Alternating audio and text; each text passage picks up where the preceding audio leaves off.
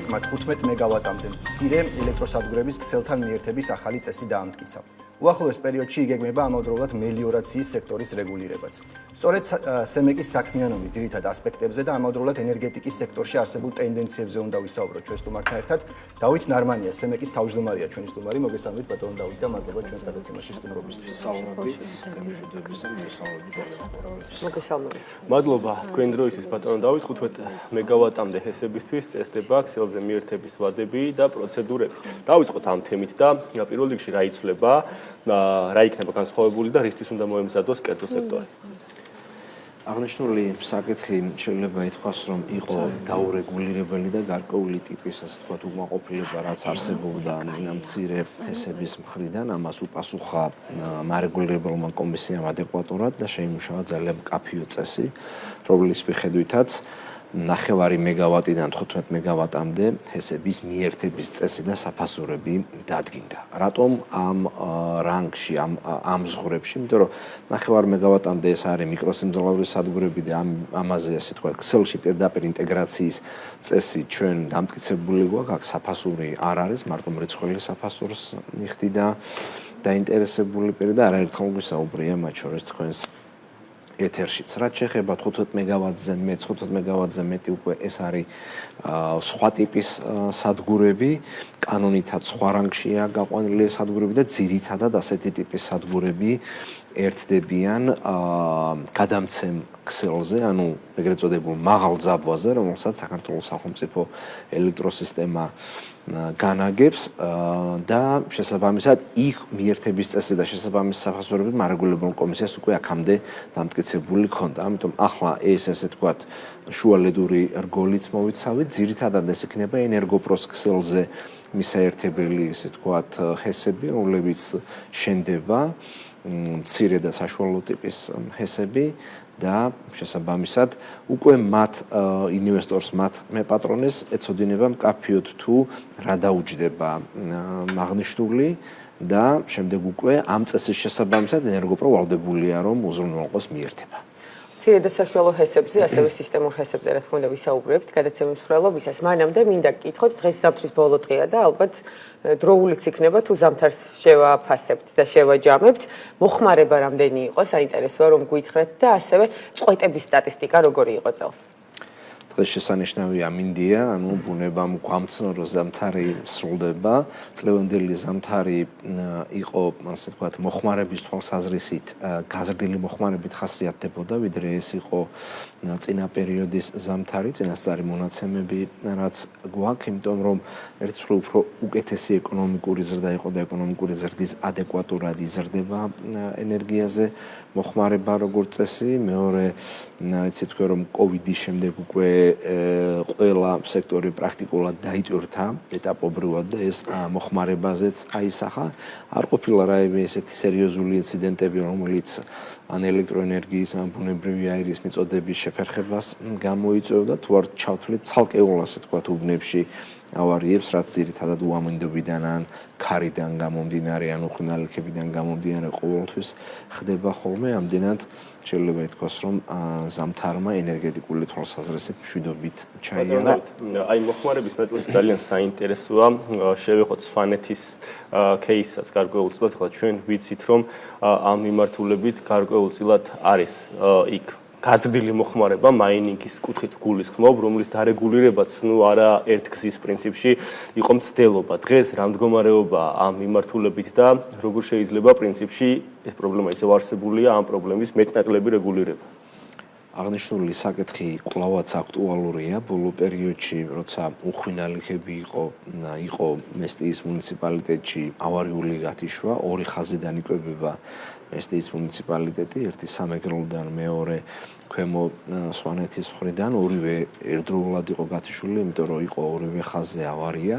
ერთ მხრივ იყო უხვინალიქები და მეორე მხრივ ძალიან მაღალი იყო მოხმარება, იქიდან გამომდინარე რომ ერთი სეზონია და სეზონის პერიოდში დატვირთული იყო, მაგრამ ეს არ იყო ძირითადი განმაპირობებელი, ეს არის კრიპტოვალუტის მოპოვება, რომელსაც საკმაოდ დიდი ენერგია მიაქვს, შესაბამისად იძულებული გახდნენ რომ გაეთიშათ ეს, იმიტომ რომ მხოლოდ ერთი ხაზით უნდა მომხდარიყო მუნიციპალიტეტის კვება და შესაბამისად ეს ერთი ხაზი ამ მოცულობის მოხმარებას ვერ გაუძლებდა 7-8 მეგავატია მაქსიმუმი, რასაც შეიძლება ასე ვთქვათ ერთმა ხაზმა გაუძლოს და უზრუნველყოს მომარაგება და მანამდე ანუ ავარიამდე 21-22 მეგავატიც კი იყო მოხმარება მესტიის მუნიციპალიტეტში, რაც საშუალო ტიპის მუნიციპალიტეტის მოხმარებას 4-5-ჯერ აღემატება.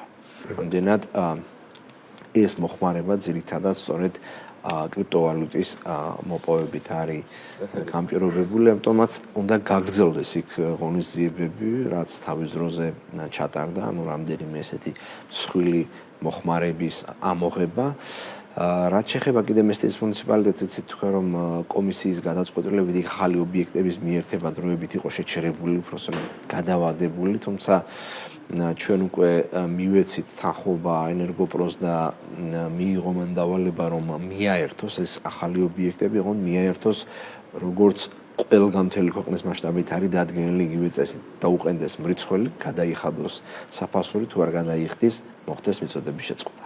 ბატონო დავით, გაზრდილა მოთხოვნას სამწუხაროდ ჩვენ ზამთარში პასუხობთ გაზრდილი იმპორტის მაჩვენებლებით. საინტერესოა როგორი იყო წლევანდელი ზამთარი ამ კუთხით და გარკვეულწილად ახალი ტენდენციები თუ გამოიკვეთა იგივე იმპორტ დამოკიდებულების და იმპორტის მიმართულებით. საინტერესოა აქ როგორც ელექტროენერგია, ასევე ბუნებრივი გაზი.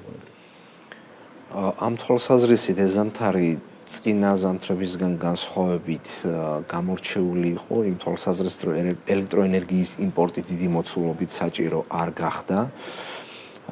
გამომდინარე იქიდან, რომ თურქეთში საკმაოდ მაღალი ელექტროენერგიაზე ფასი ხო 20 ცენტი, 21 ცენტიც კი იყო კილოვატ-საათი ელექტროენერგია, მაშინ როცა 2 წლის წინ 3.4 ცენტი იყო.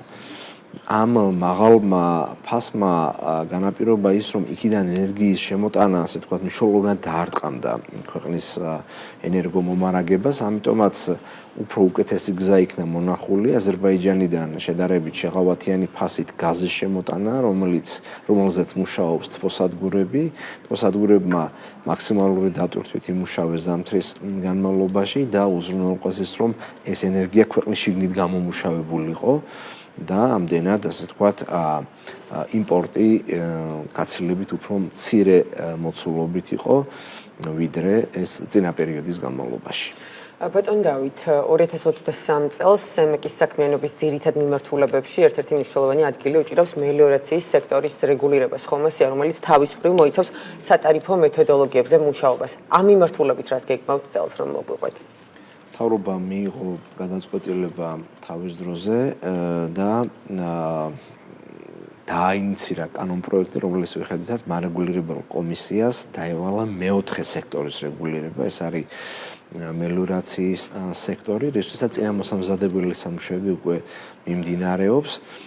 ეს იქნება მოხმარება მიწოდების წესები, რომელიც იქნება შემუშავებული ძალიან მჭიდრო თანამშრომლობით გარემოს დაცვის და სოფლის მეურნეობის სამინისტროსთან.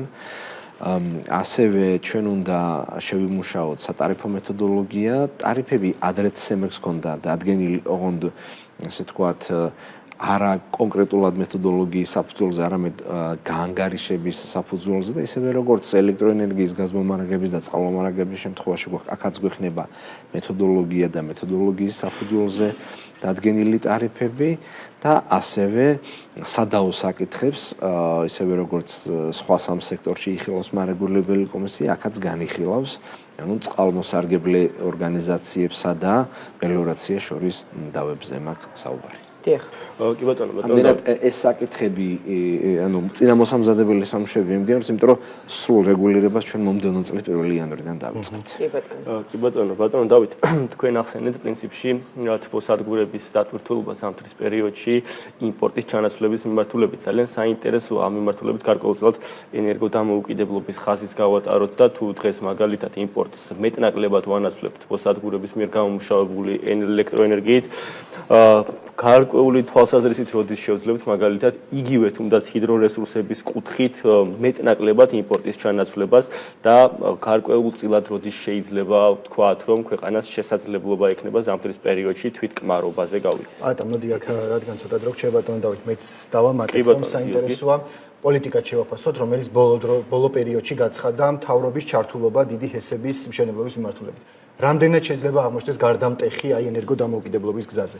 და ჰიდროსთან ერთად აუცილებლად მზედაქარსაც შევახოთ, იმიტომ რომ ეს მიმართულებაც აქტუალურია.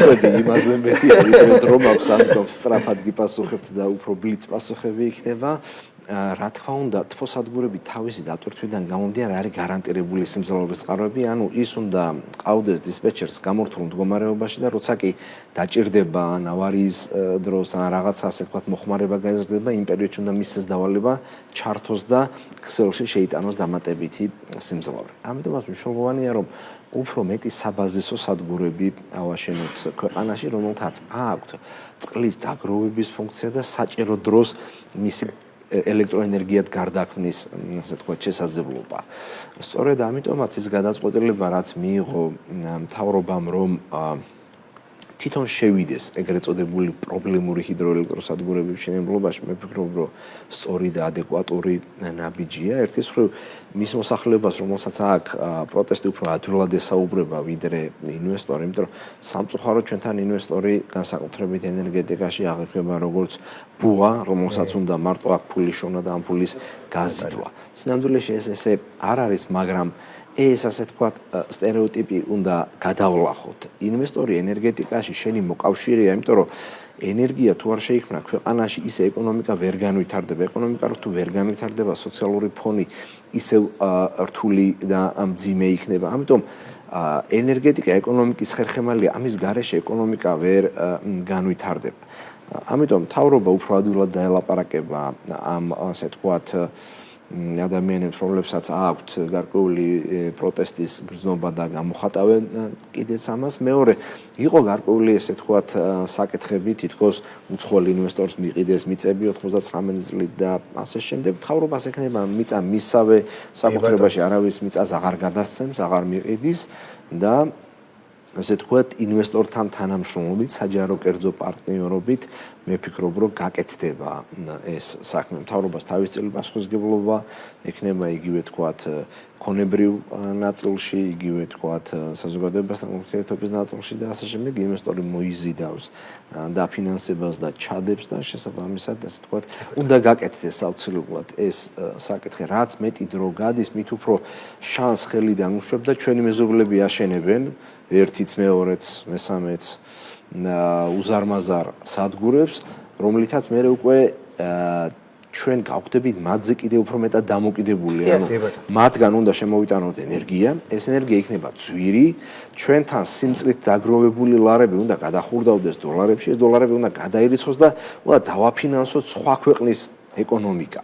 ამიტომ მაკროეკონომიკური თვალსაზრისითაც და ენერგოუსაფრთხოების საკითხის მოდის ალბათ რაც მნიშვნელოვანია. შეიძლება ზამთარში მოხმარება მაღალი გაქვს, დეფიციტი შეიძლება შეგექმნას, შენივე წყაროებით შევსება იმავე წუთსვე, როცა დისპეჩერს დაჭერდება ერთი ზარით კეთდება, ხო, გაცილებით უფრო ადვილია უსაფრთხოების თვალსაზრისით, ვიდრე მეზობელი ქვეყნის სისტემებთან დაკავშირება და იქიდან ენერგიის შემოტანა. კი ბატონო, ძალიან დიდი მადლობა ბატონო დავით, მაყურებელს შევახსენებთ დავით ნარმანია, სენაკის თავმჯდომარე იყო ბიზნეს პოსტის სტუმარი.